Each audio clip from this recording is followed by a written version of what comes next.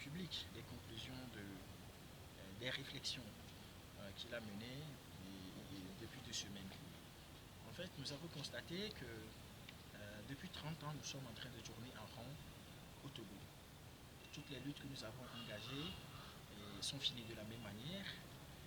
Et très souvent, on a constaté que c'est les trahisons, les retournements de veste, les guerres de leadership, l'ego et tout ce qu'on sait qui ont été à la base de tous ces problèmes. Et c'est pourquoi nous disons qu'il est désormais grand temps de rompre avec les habitudes du passé en changeant de paradigme.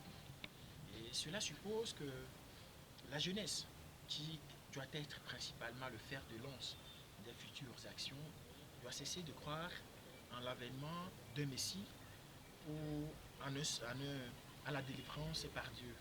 Parce que Dieu ne va pas intervenir pour faire changer les choses au Togo. Et aucune puissance étrangère non plus ne va intervenir pour faire partie forte d'Asimbe. Nous ne devons compter que sur nous-mêmes et sur nous seuls. Et partout là où des changements fondamentaux sont intervenus, il a fallu que la jeunesse se lève et prenne vraiment ses responsabilités. Et c'est exactement ce que nous sommes en train de demander aux jeunes Togolais. Il faudrait que nous cessions de suivre des leaders. Il faudrait que nous cessions de suivre des gens. Il faudrait que nous commencions par suivre des principes et des valeurs. Il faudrait que nous nous battons uniquement pour le changement, la liberté, et non pour tel leader ou tel autre leader. Parce qu'en fin de compte, nous risquons toujours d'être trahis et déçus. Et nous n'allons accuser personne de notre mal, parce que c'est nous-mêmes qui leur aurons fait confiance, qui auront cru en leurs promesses.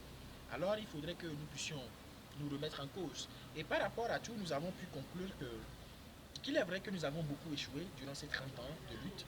Nous avons échoué à faire aboutir nos revendications, mais de ces échecs, nous devons plutôt tirer des enseignements pour éclairer nos prochaines actions. Il ne faudrait pas que la jeunesse se décourage et cesse de se battre. Il faudrait que nous puissions nous relever et dire la prochaine fois sera la bonne, tout en nous organisant de façon concrète.